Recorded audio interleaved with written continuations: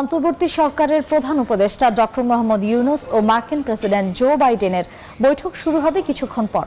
এই মুহূর্তে নিউ ইয়র্কে আছেন রিপোর্টার হাসানুজ্জামান সাকি। বিস্তারিত জানতে সরাসরি যাচ্ছি তার কাছে।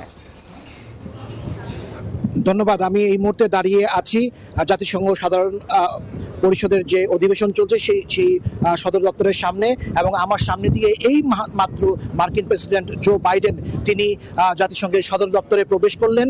তিনি কিছুক্ষণের মধ্যেই যে এখন থেকে ঠিক 1 ঘন্টা আগে যে অধিবেশনটি শুরু হয়েছে 79তম অধিবেশন, সেই অধিবেশনে তিনি মার্কিন প্রেসিডেন্ট কিন্তু ভাষণ দিবেন। ইতিমধ্যে জাতিসংঘের মহাসচিব অ্যান্টোনিও গুতেরেসের ভাষণের মধ্য দিয়ে এই অধিবেশন শুরু হয়েছে, অর্থাৎ জাতিসংঘের যে মূল পর্ব ডিবেট বিভিন্ন দেশের রাষ্ট্র এবং সরকার প্রধানের সঙ্গে, সেটি শুরু হয়েছে। আমরা এখনো কিন্তু গাড়ির বহর দেখতে পাচ্ছি।